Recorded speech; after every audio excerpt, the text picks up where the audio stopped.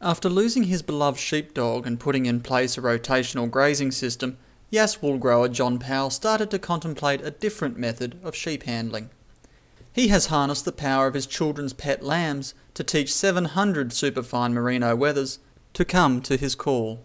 Essentially, it was a quieter environment for them, so they didn't see me as a threat anymore, and they got fresh grass at the end of it.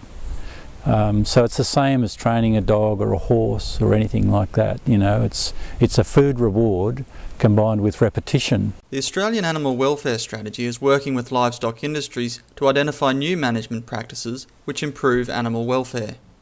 The time of day for moving the sheep is also a factor. In his more heavily treed paddocks, John usually waits until the middle of the day when the sheep are camped in a mob in the shade and are not spread out feeding. Normally when I walk in, it's heads up. The sheep, it's heads up. Here's John. Here's going to be fresh feed shortly. So we'll keep an eye on him. So I'll just walk in and I'll walk into the mob and I'll make sure they've all got my attention, or I've got their attention, and then I'll lead them to the gateway and just keep checking to see that the whole mob's following. I'll open the gate and then walk through the gate and they'll just follow through. And then if they're only at the tail just lagging back a bit, I'll just hop over the fence and just and walk behind them or alongside them, because they want to try and get past you anyway in that situation.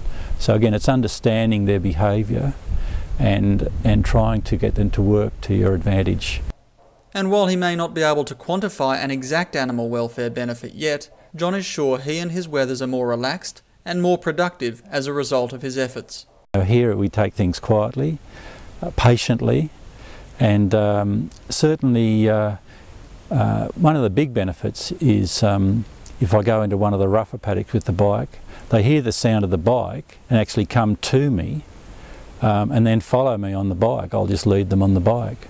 So that's a real benefit. There's less time mustering in those rough paddocks. It's much safer because you're not scrambling a motorbike over rocks and stumps and logs and things. So much safer, and normally you get a complete muster.